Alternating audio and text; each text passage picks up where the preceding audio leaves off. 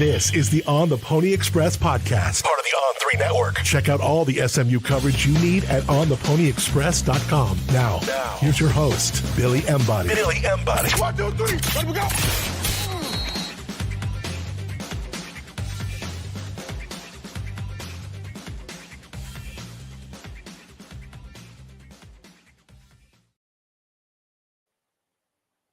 Welcome in, ladies and gentlemen, to another edition of the On the Pony Express podcast. I'm Billy Embody for a live edition of the podcast, and we'll have Hayden Howerton along with us in just a moment. But before we get going, I do want to remind you guys to subscribe to ontheponyexpress.com. It's just $1 for your first week, then 50% off your first year. So hell of a deal going on right now for all the SMU fans that are jumping on board. We've had new subscribers every day to the site. So if you want all the latest on recruiting, transfer portal, and of course, following the Mustangs in football and basketball, we've got you covered there. So we're also presented by our friends at Status Jet. Charlottesville is a tough place to get to. There is still time to book your trip out there to see SMU play Virginia on Saturday. They can get you in and out. They can set up an entire experience for you on this trip, and it's the last true road game of SMU's season. So why not see SMU potentially make history in style with our friends at Status Jet?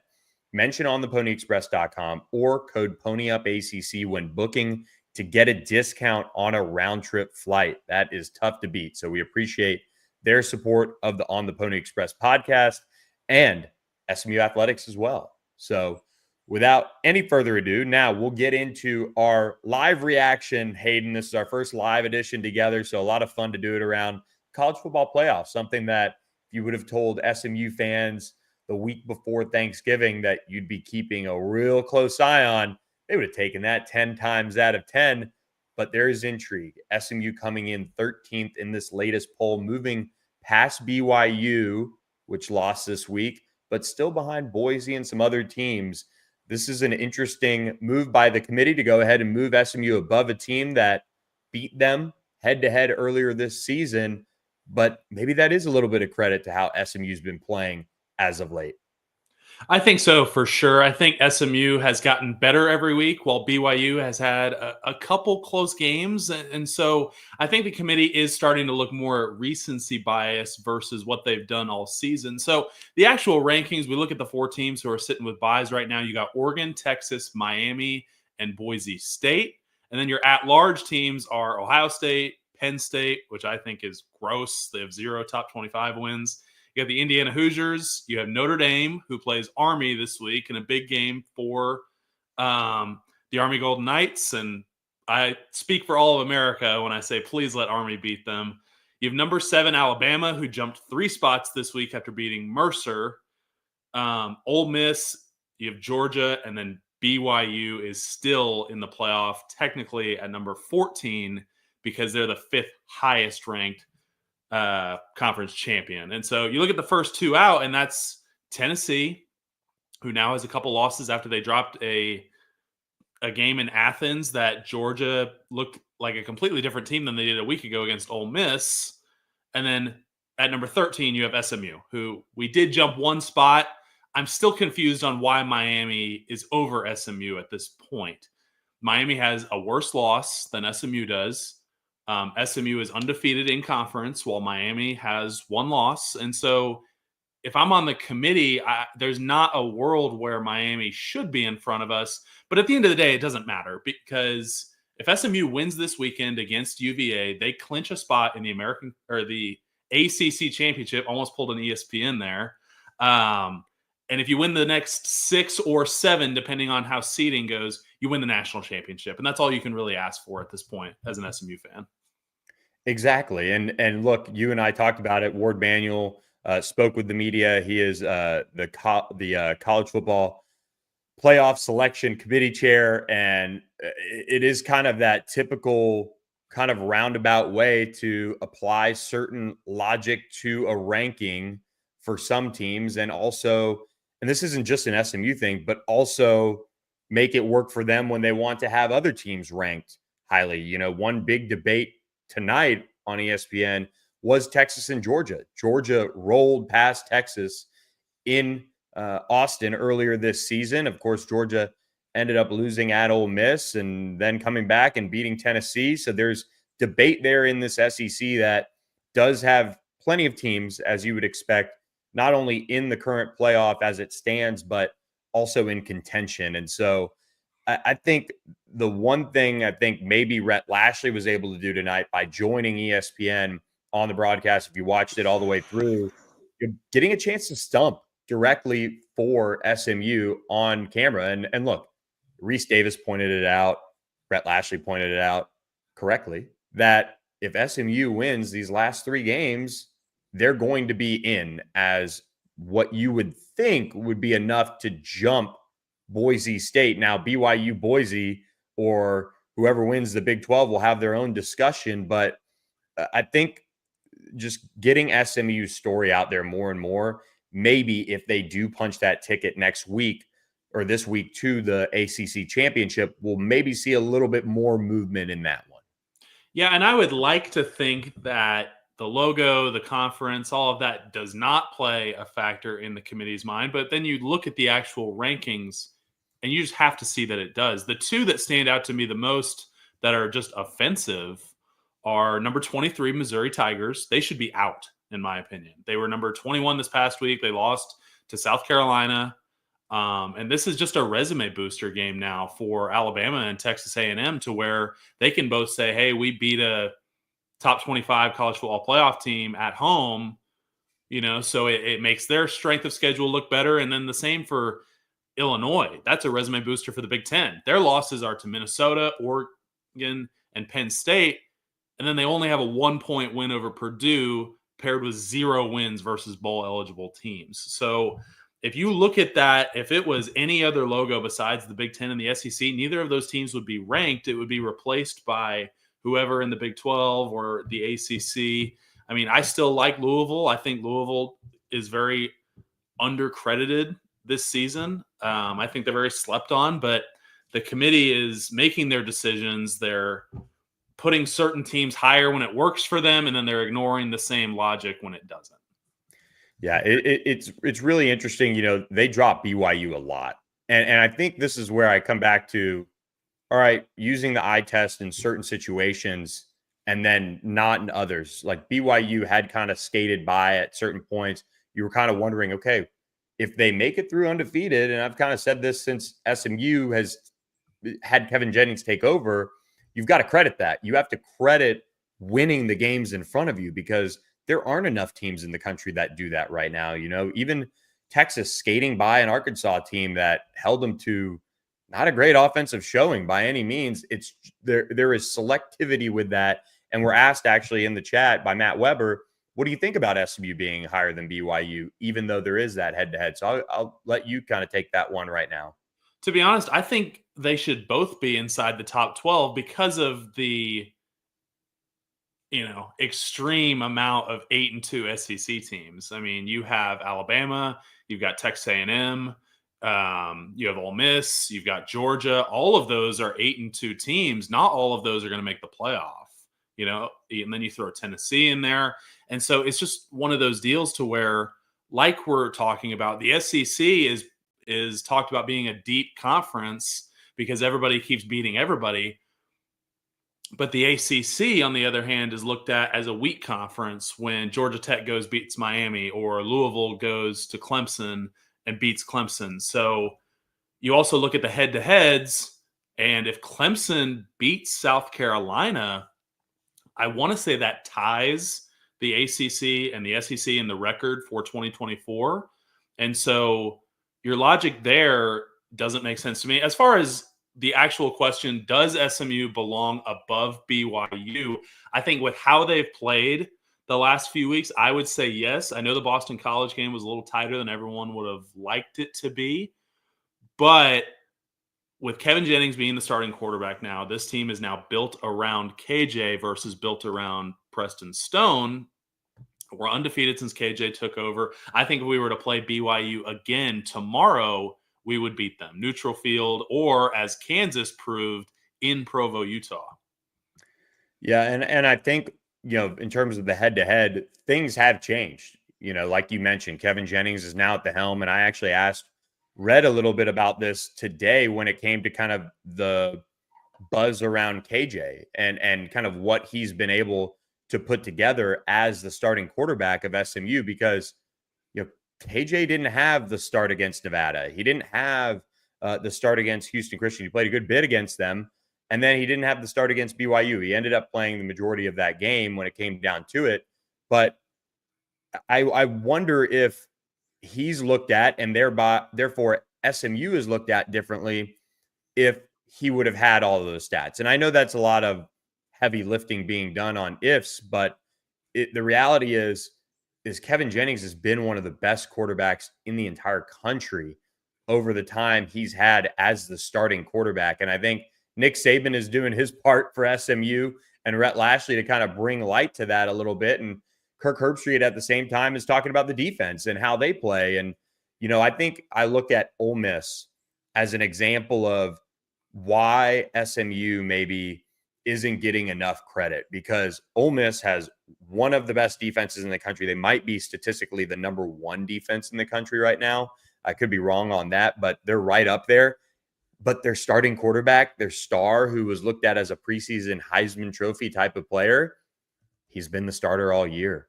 And at the same time, they've had some tough losses that they've had to deal with and go through in Oxford there. So, but SMU, ever since inserting Kevin Jennings as a starting quarterback, has just looked like a different team. And I think that maybe deserves a little bit more credit than it's getting. But nevertheless, this is a good sign for SMU that they were able to move up, even though they saw Miami move up on their bye. Ole Miss didn't play. They moved up 2 spots. It's just one of those interesting dynamics where you saw SMU not be kept behind BYU. So the committee gave some credit there, but also just wasn't fully ready to move them up into that, true at-large discussion. Like, I think moving Miami up 2 spots without them playing does now lead to the question, if you see SMU make the ACC championship and they battle it out and play a hard-fought game against Miami and win, are they preparing to maybe put 2 ACC teams in the college football playoff? I'm going to have to believe it to see it. But when you move a team up like that, who didn't play, who's fresh off a loss, kind of similar to Ole Miss, they moved them up, but Ole Miss won their last football game. That's a lot of credit where, the resume, we know what it is, but maybe that is setting up for maybe 2 ACC teams to get in. They moved up Alabama as well. Alabama played Mercer, who's a FCS program, and they moved them up 3 spots. And so they flipped them with Miami, and then Alabama was able to overtake them. But if we're going to talk about quality losses, then the playoff committee, they talked about and gave credit to UNLV. They're in the top 25 now, and their reasoning for that was their 2 close losses, an overtime loss at Syracuse, and then they lost by 5 to Boise, who's more than likely going to be the Group of 5 representative. So if close losses are what you're going against now, you have to look at SMU's only loss by 3 to BYU as a better loss than BYU's greater than a field goal loss against Kansas. Yeah, and at home, I'll add too, and which, of course, SMU lost at home to BYU as well. But a lot of things were different back then about this SMU team. So very interesting run for SMU, but they are able to move up in part because of that 38-28 win over Boston College. So if you want, we can get into that, and we'll close out with coast to coast and touch on some other games around the country. But a hard-fought win as I was away for a fall wedding, which, we won't talk about. Great time. But mainly because I didn't have to sweat any reaction that SMU dropped one they shouldn't have. They came in favored 19-20 points and end up winning by 10, pulling away with that final touchdown late in the game. This was a great college football game. There were second half lead changes. The game came down to the final possession for SMU. It wasn't easy by any means, but at the end of the day, SMU improves to 9-1. Boston College falls to 5-5. This was SMU's 15th straight conference win, 7 straight this year.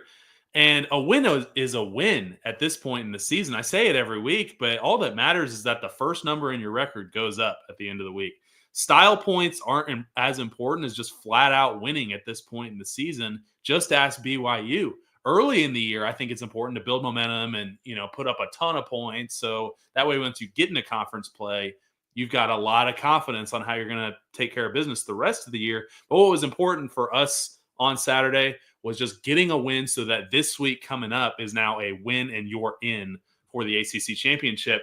And we were coming off a bye, the third bye week of the year. It gets hard to keep rolling, to keep your momentum. You stay gelled. I've talked about it in a previous episode of when you're kind of resting your starters during the bye week, you're not able to continue to gel and get your timing down like you are during a true game week where it's full speed practices. But you know what? The team found a way to get it done. As far as the energy, though, on the field, in the stadium, on the boulevard, I thought it was a little bit lower than it had been in the past few weeks. And I don't know if everybody had a fall wedding. Maybe it wasn't just you, Billy, but 2:30 kick. It was the first one this season. And I know it was 10-0 at the end of the first, but we missed a field goal on our opening drive. So we take the ball, drive down the field, and get nothing. And Colin Rogers has been great all year, so I'm not bashing him. That was just tough to see. And I think that gave the Eagles a little bit of life. They hung around, and they're a very resilient football team. They're built to run the ball. I thought backup Grayson James looked pretty solid. It was 20-14 at half, which we had talked about it last week. We were expecting this thing to be over in the first half. Eagles took the ball coming out of halftime, and then they drove right down the field, and they took the lead 21-20. Fortunately, this is not the old SMU, and we were able to respond.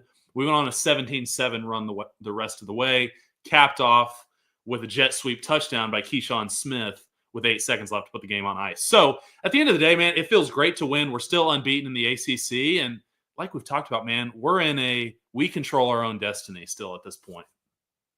And that's all you can ask for. And it's kind of what Rhett's been talking about when he discusses how do you keep your team focused? How do you make sure they don't listen to the outside noise? And I asked him, I said, hey, we're also a couple weeks away from the transfer portal.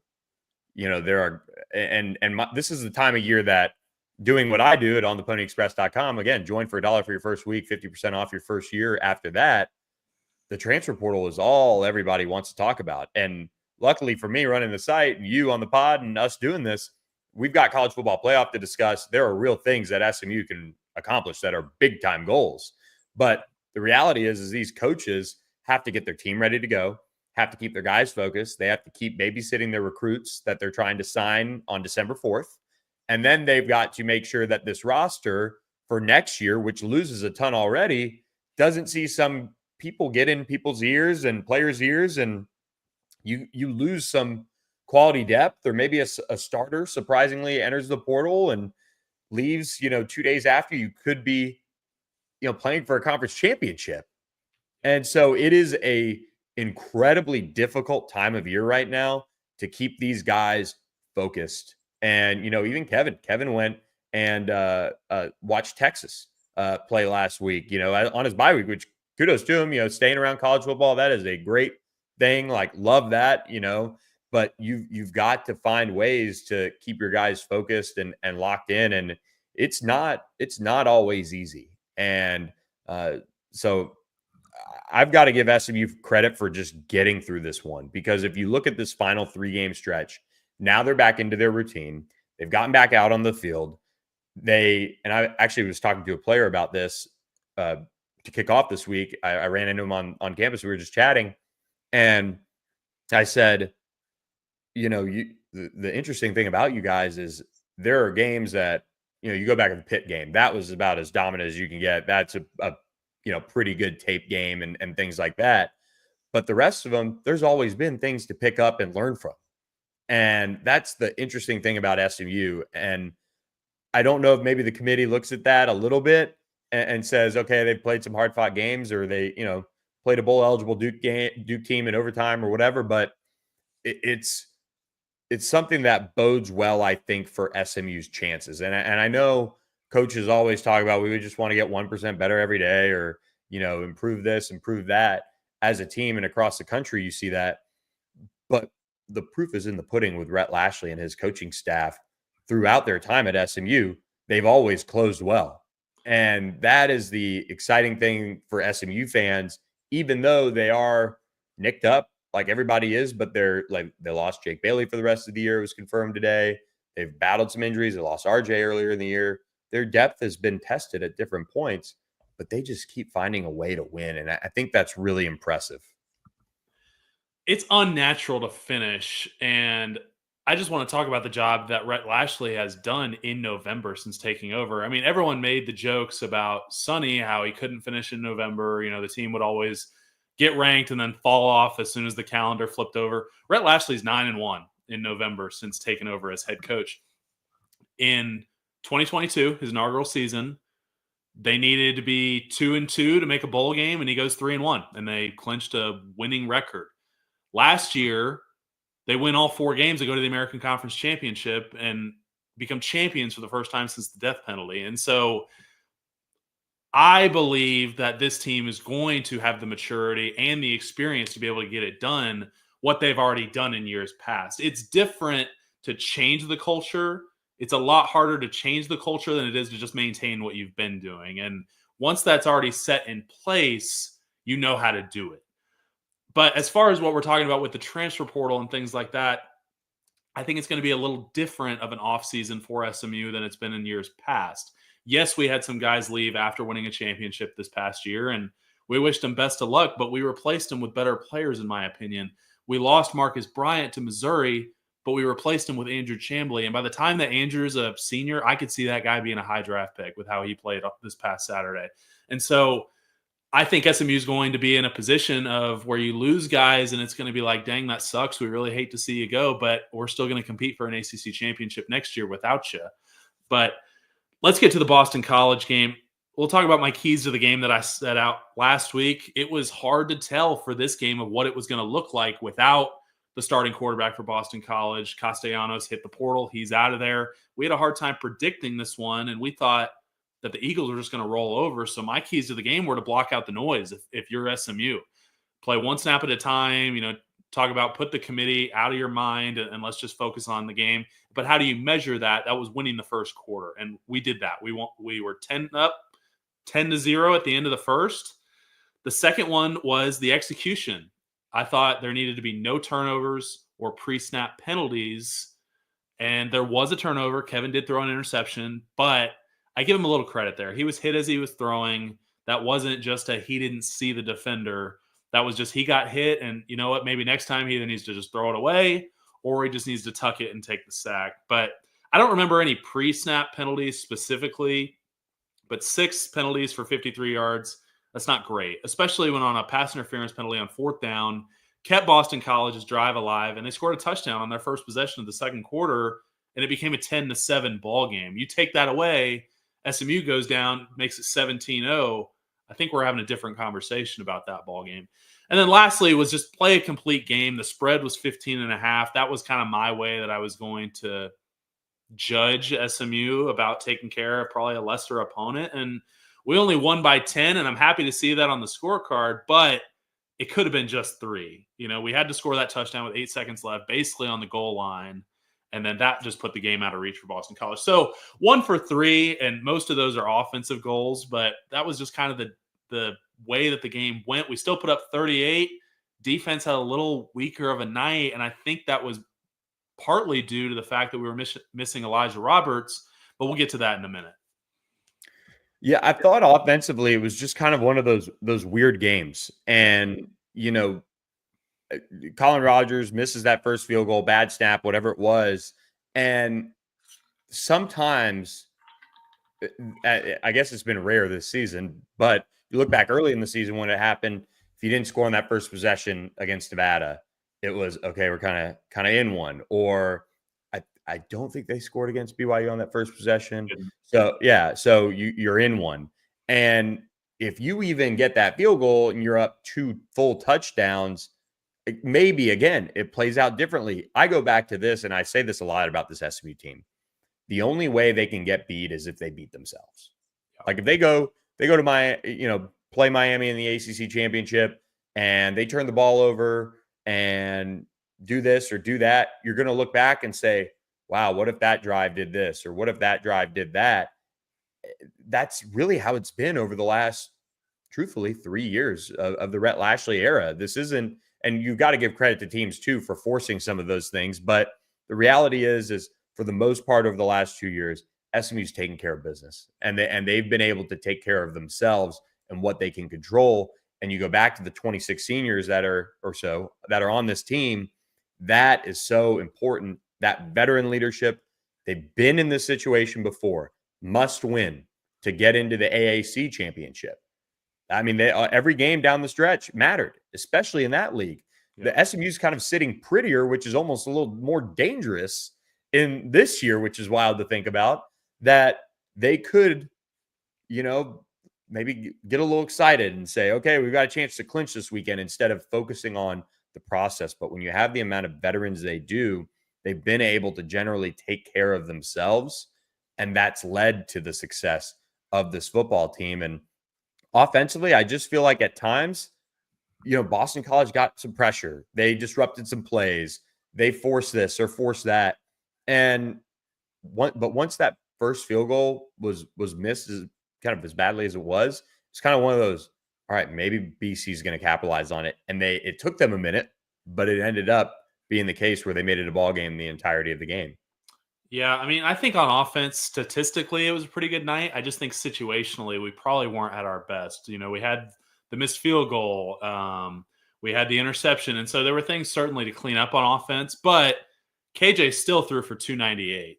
I mean, I think this was one of KJ's best games from a arm talent standpoint. I mean, he made some really great throws on Saturday. So threw for 298, 3 touchdowns. He was 24 for 35 through the air. And then you pair that with Burchard, rushed for over 100 again, rushed for 120. He surpassed the 1,000-yard mark this season. He's got 1,026.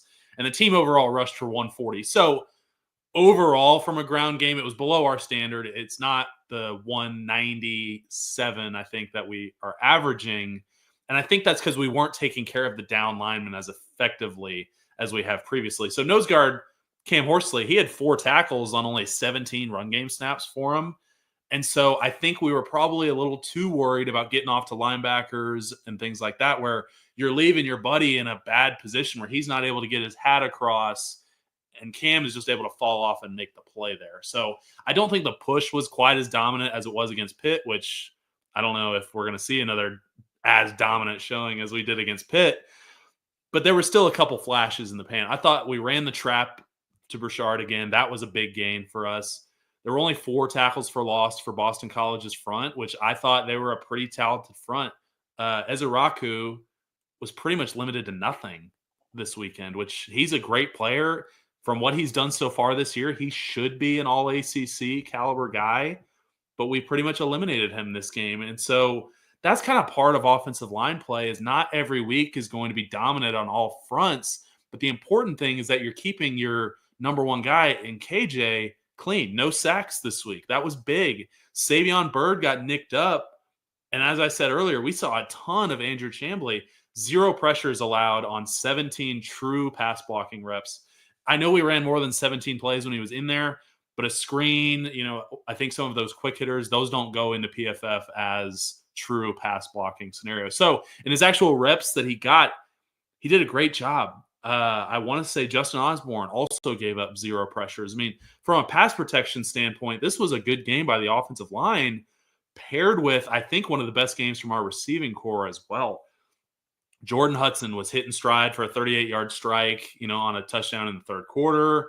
I was impressed with Keyshawn Smith. He had a touchdown, 5 catches for 61 yards as well. I thought he created some good separation.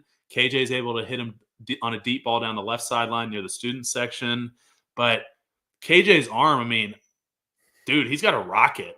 And there were some throws where I was like, dude, some of these in the flat across the field, if that was a weaker armed quarterback, that's going the other way. And I know that because my quarterback, my sophomore year, had about 7 of those.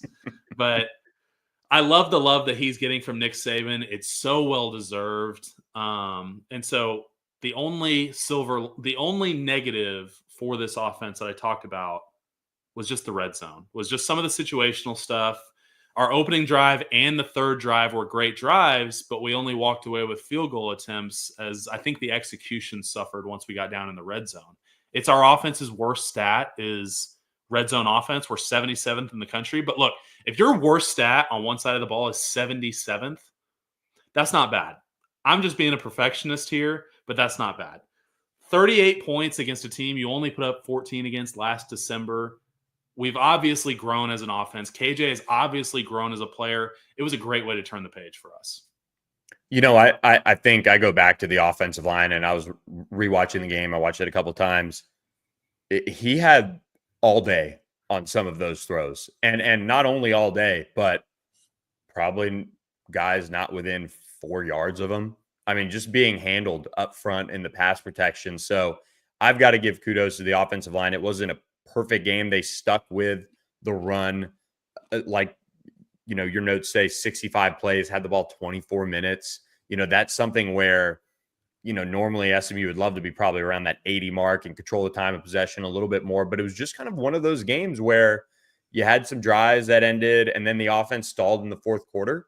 And when they got that ball back after the defense forced that turnover on downs, they were able to finally score and, finish strong at least, which maybe they can carry that into. But I was a little, and I had this game as 52-13, and there were some opportunities SMU could have really blown it open. But, I felt like the defense, not their best. They misfit some things. BC did a great job of finding soft spots in the zone. Grayson James made some throws that I don't know if he is going to make every week for them. But if he does, they'll finish bowl eligible for sure. And they were able to capitalize on some really tough down and distances. 3rd and 20. They converted multiple fourth downs.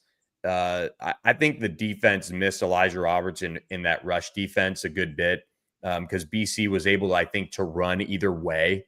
Maybe if Elijah's in there, maybe they're a little bit more loaded in terms of where they're going to run the football. But I felt like even though SMU ended up getting 3 sacks late on Grayson James, I actually felt like the pressure was pretty decent all game. It just took a little bit. It started pretty well. I mean, they started out as, forcing a 3 and out and doing that. Like, I don't know. I was a little surprised, though, at how the defense played defending the run, considering how good they were. And I think that's just a credit to BC, too. I agree with you. I mean, I had in my notes that I didn't know if the pass rush was as effective. I fact-checked myself. We actually had 17 pressures on the night. That is really good from just a rush standpoint. We just had a hard time finishing at the top of the rush, being able to get home. So all that starts with Elijah Roberts. I mean, we can't understate his impact enough for this defense. This was only the second time this year, though, that we've given up more than 28, with the other being TCU. So I hope we get him back this week against UVA. We are going to need him going forward. But it was better late than never to get the sacks. So on the second to last drive, we were able to get home 2 times in a row and turn the ball over on downs. And, hey, I'm stoked for some late game stat padding. But I thought Grayson James looked pretty good in his second start of the year. I mean, you talked about it. He made some throws where I was like, that does not look like a backup quarterback to me, where I think they will end up being bowl eligible. I got to recheck who they have left at the end of the year. It's not anybody crazy, but Boston College is built to run the football, and this was kind of a unstoppable force, immovable object kind of game. I mean, they rushed for 3-something the week before against Syracuse, and our whole identity on defense is built around stopping the run. So Boston College rushed for 180 on 43 carries, 4.2 yards a carry. They were really effective on first down. I want to say their average gain on first down was 6+. It's hard to win on defense when you're looking at 2nd and 4 or less every time. And so them rushing for 180, I mean, that doubled our average yards allowed, which we'd been giving up only 90. But the flip side of the coin is just that they had such a dominant showing the week before, and we were able to at least slow them down enough to be able to get the win. We did force 1 turnover, and Boston College was only 6 for 15 on third down. But the bad part about that is they went for it freaking every time that they looked at fourth down. They only That's how bad punted their punter twice. is. That's how bad their punter is. It's wild. The very first punt went like 10 yards in the air. I mean, that thing went straight up and then got a crazy bounce where it ended up being like a 30-something, 32 yards is what it was. But giving up only 28 points on 35-plus minute time of possession, you're out on the field a lot. I think they were getting a little bit worn down. I mean, when you don't play a game the week before coming off of the bye, you're only fresh for really the first quarter, and then you're a little bit just trying to get your game shape back. And so I think giving up 28 on 35 minutes time of possession for a team that went for it on fourth down 6 times and just completely committed to the run game without your best player, I think that's pretty good, all things considered. Yeah, no question about it. I was, really impressed with how the defense finished. And if you look at the fourth quarter for that group, over the course of this season, you go back to the Duke game, you go back to Louisville, you go back to, so many games on this schedule. I mean, you can't count Pitt because, half the starters were gone, but it was just quintessential Scott Simons defense. They finished so well just about every game that if they were to not do that at some point, I'd be like, okay, all right, what's really going on here? But you're missing your best defensive lineman and truthfully, maybe your best defensive player in Elijah Roberts. You got to have guys step up. Kobe Wilson did that. You had Isaiah Wacobia grab that interception, which was a huge change of how that end of the first half was going. And I just think there's so many veterans on that defense and of course across the team, but on that defense that play to such a high standard that if the standard starts to dip, they're there to pick it back up. And maybe that was something in this game where, you maybe missed Elijah Roberts a little bit, who had been there last year and been with that group. But overall, they got it done and they were able to finish strong, which ultimately helped them get the win. I thought Cameron Robinson had a pretty good game in the absence of Elijah Roberts. I mean, I saw him win some of his one-on-one reps. He was able to disrupt the pocket, and it's something for him to build on this offseason when Elijah leaves for the NFL and they're looking to Cameron to be possibly the next guy. But knowing how Rhett Lashley and crew work, they're going to bring in another edge rusher. But I know that Coach Thibodeau is going to be able to develop that whole room, and I think we're still going to be fine next year. But to get to my MVP of the week, I would love for it to be an offensive lineman every week, but I think the pendulum does swing back to the defense this week. It could have been Andrew Chamblee. It could have been Justin Osborne. I just think the run game just brought down or diluted, their overall game. But Andrew, he's going to be a star on this offensive line. Justin is a hell of a leader for that group. I think both of them played a great game, but you can't overlook Kobe Wilson. I mean, 16 tackles, a sack, a tackle for loss, and a broken up pass. I mean, this dude did it all on Saturday night, and he's been the biggest defensive surprise of the season for me. And I'm sad he's a senior. I know he was a freshman COVID year, so he should have one more, but you never kind of know. And he was all AAC second team last year, but kind of with what he's done already this year, he could be an all ACC guy. He's only 2 tackles away from reaching his single season best. I mean, he's at 79 right now. He had 80 last year. So he makes 2 tackles this week against UVA. He's got a new career best. So this was an easy pick for me defensively. I'm happy for Kobe. Hope he keeps it up going forward. I'm going to go a little unique on this one and go with somebody who has been kind of long awaited to kind of break out. And I think Jordan Hudson had a hell of a game. He really stepped up. 7 receptions on 8 targets, 38-yard touchdown when SMU really needed it. Almost 1 yard short of the 100-yard mark. And I know people have been waiting for a game like this from Jordan Hudson. And all of the receivers have played much better over this run with Kevin. They're blocking. They're probably, and I don't sit around and watch this, but I see the effort they give. And I'd be hard-pressed to find a unit that at the wide receiver position that blocks as hard and as consistently as they do for their guys. And Jordan Hudson is a part of that. So I'm going to give it to him this week. And it could have gone to KJ, could have gone to Brashard. Maybe, we're just spreading the wealth around like Rhett Lashley said. Kobe Wilson, if you hadn't broken the rock earlier this season, he probably would have broken it this week. But Brashard Smith ended up breaking it. So, it could be a bunch of guys on the MVP front, but I'm going to go ahead and go with Jay Hud. Also, you're not going to hear any complaints from me about Jay Hud's penalty. I mean, he's got to protect his guy. We didn't even talk about the chippiness that was in this ball game. I mean, I thought, and my wife thought, there was going to be a bench clearing call at some point. So it's true. Yeah, I know it was true. But no, I mean, it was getting to that point where there were so many extracurriculars after the whistle where it's just like, all right, guys, be smart. We're going to need you next week. We can't get thrown out in the second half.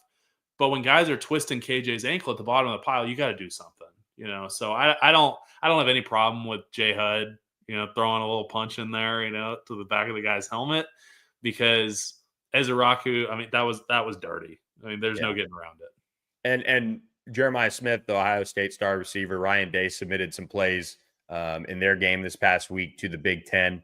Look, Rhett Lashley talked about it after the game. They submitted those plays. When you talk about it like that, you're not going to talk about it and then not do anything about it. So we'll see if anything comes from that.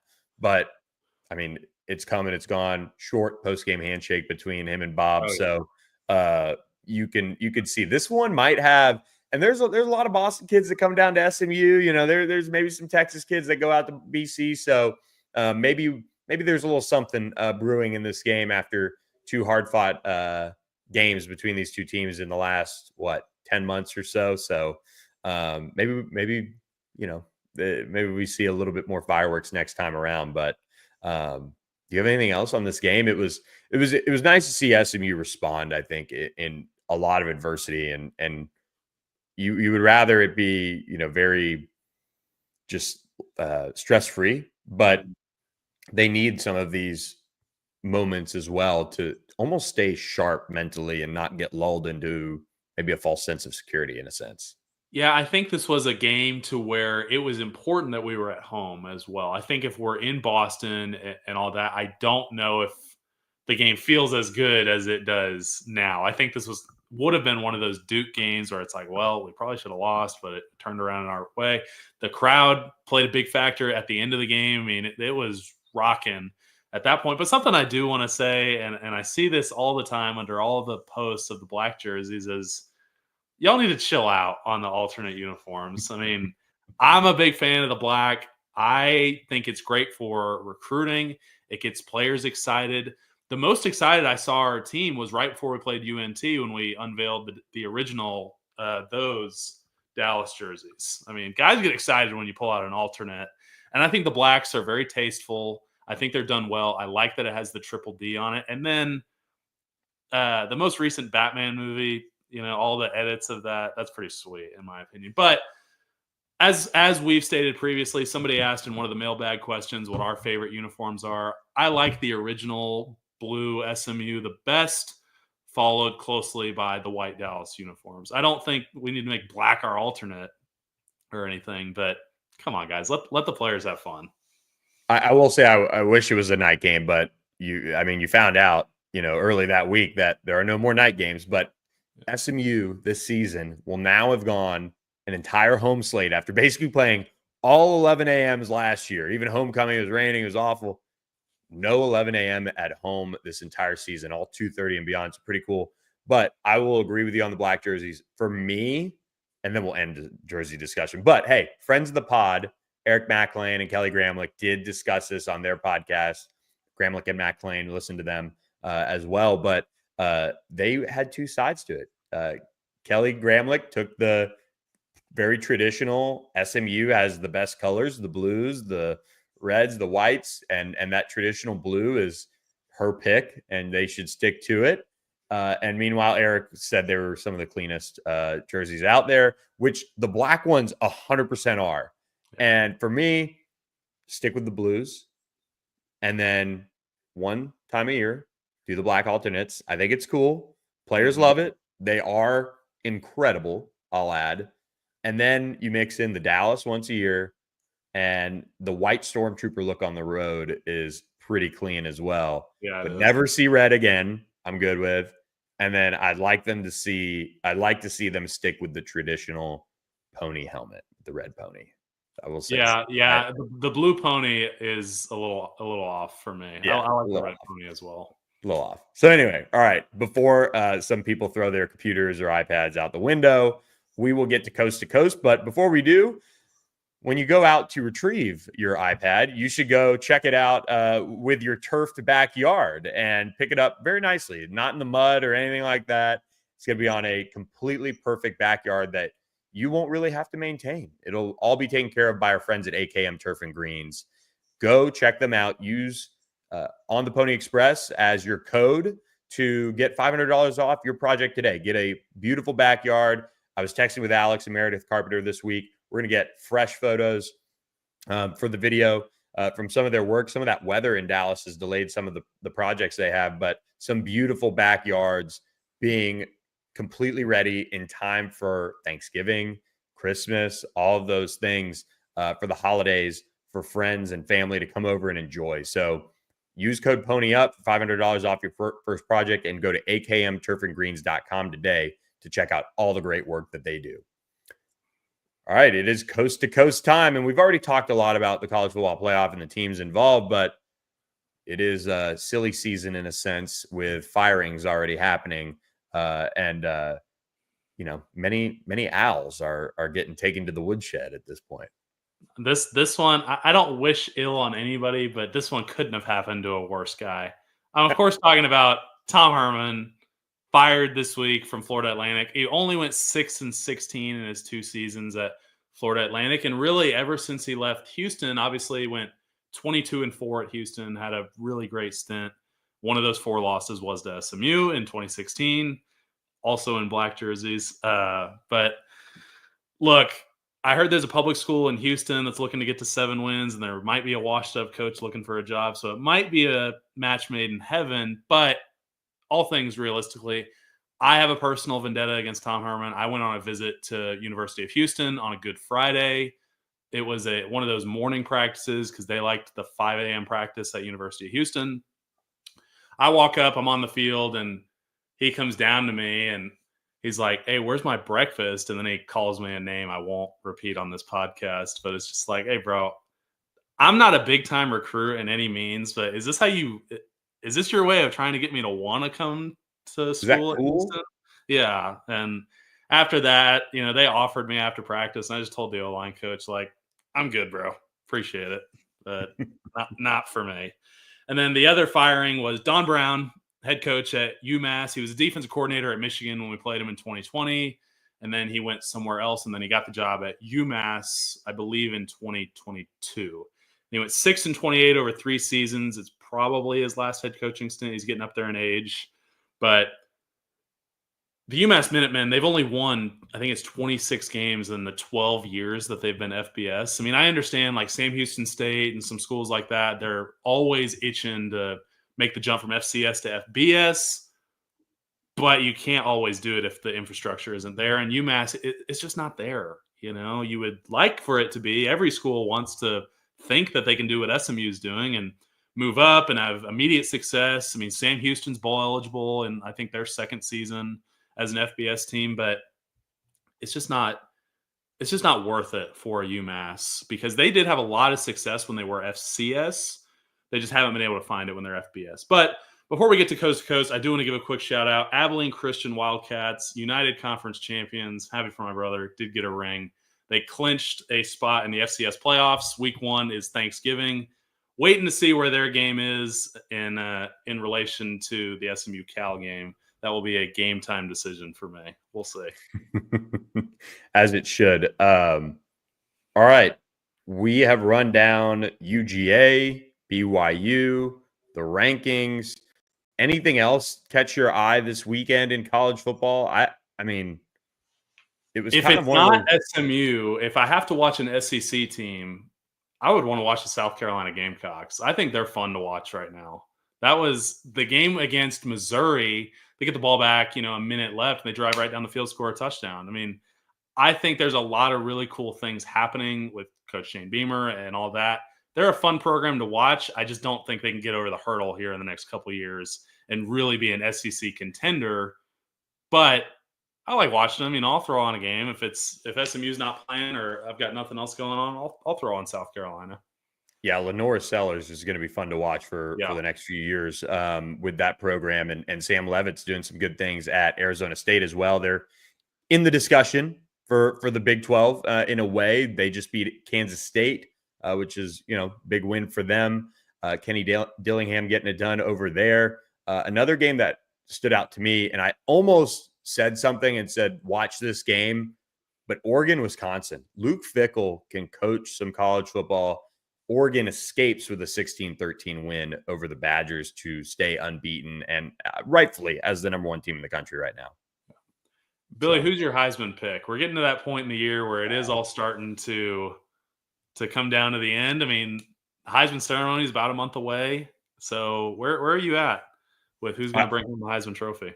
I honestly don't like any of them this year. Like, I wish they could just kind of take a COVID year on it. But I don't know. I'm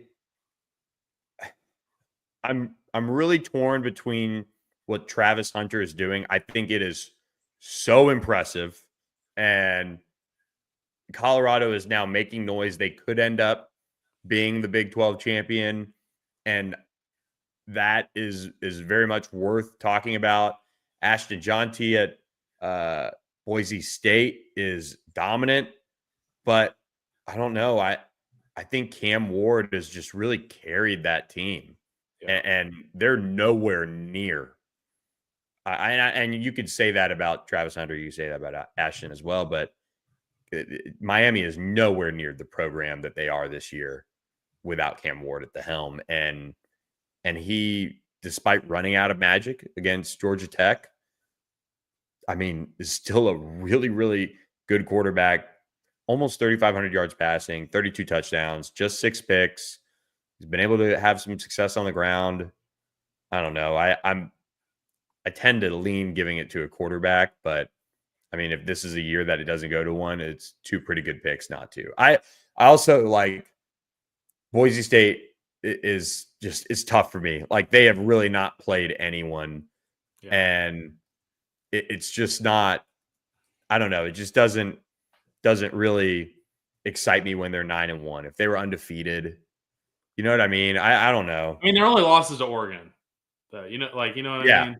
100%. And I mean, you go down this list too, and I texted some people, and I'm not a Heisman voter.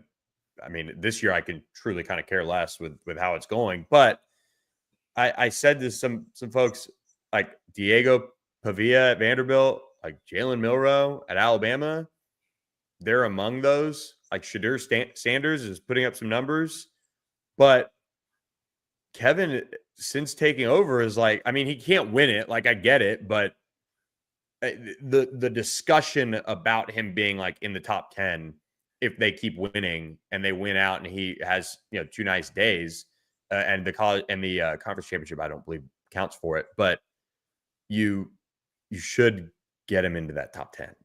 Like, I don't know. I mean, there's not been there's been maybe a couple quarterbacks who have been as good as him since that BYU game. I don't know. I really like Ashton Jonathan. I would love for him to win the Heisman. I mean, I can appreciate what Travis Hunter is doing as far as playing both ways. He's a really good player. I don't know if he is a dominant player on both sides of the ball. Like, you know what I mean? Like, it would be one thing if he was going to win. Is it the Jim Thorpe Award is the best DB in the country? And he very well could. Right. But I don't think he's going to win the Thorpe and the Blitnikoff. You know what I mean? Exactly. I completely agree. That's a great point. Yeah, that's a great point. And so I like a guy who's Ashton Jonathan, I think, is 100 yards away from 2,000 on the year. Yep. I think he's going to get close to Barry Sanders' record. I don't know if he's going to be able to break it. But that would be my pick, because I think overall in a quarterback year, besides Cam Ward, I think it's a little bit of a weaker year for the quarterback. I don't think Jalen Milroe should be anywhere close to that conversation. Cam Ward has obviously carried that Miami Hurricanes team. They would be probably a mid-tier ACC team if he wasn't at the helm. And he could be with the first quarterback off the board until some crazy draft stuff happens, which always happens in the spring, to where some dude you've never heard of is going to be the first quarterback off, or at least a first rounder. But I don't know, man. We'll see. I think it should be Ashton Jonathan, but group of 5, non-quarterback, that's an uphill battle. Yeah. So We will find out. I will probably not be watching that ceremony this year. I'll just be like, oh, all right, cool. Travis Hunter won it. Okay, Ashton Jonathan won it. Cool, good for Boise. Oh, okay, Cam Ward, Miami. All right, yeah, okay, all right, whatever, cool, nice. I'm much more wondering, like, we're going to have any surprises on some other awards. But, yeah, the Heisman this year, I don't know. It just multi-loss team in Colorado. I don't know. There's not – outside of currently Dylan Gabriel and Curtis Rourke, no one in there that has their team undefeated and in position to do some things. So we'll see. One more question, and then I'll let you go. Is Dion the head coach of the Cowboys next year? Oh, man. Jerry has done crazier. I mean, I have to – like I've stated on this pod multiple times, I grew up a Houston Texans fan, not a Dallas Cowboys fan. So last night's game, we had Friendsgiving. It was me and Kara against the other 8 in our living room, but it was delicious awesome. For you. Food tastes better. Yeah. Maybe. I don't know. I don't know what they're going to do. They're just such a mess. I mean, the stadium's falling apart, for crying out loud. So it is bad times. They're just, until I really think until they go out and hire Dan Snyder with the Redskins actually went out and hired Scott McCloughan at one point. And I know he had other faux GMs in there. But that was like the most success that the Redskins had when they ended up drafting RG3, and they also drafted Kirk, and they kind of put these teams together when he just basically just gave him the reins. And, Scott has his own issues, but I don't know. I think Cowboys need a GM, and yeah. I mean, you could have seen the Dak and the CeeDee Lamb contract issues coming from a mile away. So here they are. Until Jerry's gone, the Cowboys will be stuck in this mid forever. I mean, they're never going to win a Super Bowl. Worse than mid. So bad. Oh, well, anyway. The good thing is that all these Cowboy fans can now spend their Thanksgiving weekend worried about what their plans are for the SMU Cal game. So getting over to Ford Stadium to send these seniors off. We will talk about that next week, of course, when we'll work around the Thanksgiving holiday. But we'll be back later this week, really tomorrow, for those that'll be listening. We're going to record it tomorrow night, the preview of SMU Virginia. It's an 11 a.m. Central game. For those of you back home, we'll be boots on the ground. We land in D.C. Friday. We'll be out and about in Charlottesville Friday night, and then up and at it in the morning to see the Mustangs play. So it's going to be a lot of fun to take the pod on the road, and looking forward to getting out and seeing a bunch of folks. So and seeing SMU potentially make history. But we'll talk about that a lot more on another edition of the On the Pony Express podcast later this week. For Hayden Howerton, the noted Houston Texans fan that's very happy this week, I'm Billy Embody, the husband of my diehard Cowboys wife who's struggling this season. So with that, we'll catch you guys later. Hope you guys enjoyed this live edition of the On the Pony Express podcast. We'll catch you guys next time. Thanks for listening to the On the Pony Express podcast with Billy Embody. Follow us on your socials on X at SMU-on3 and on Instagram at On3SMU. And keep it locked to OnThePonyExpress.com for more coverage.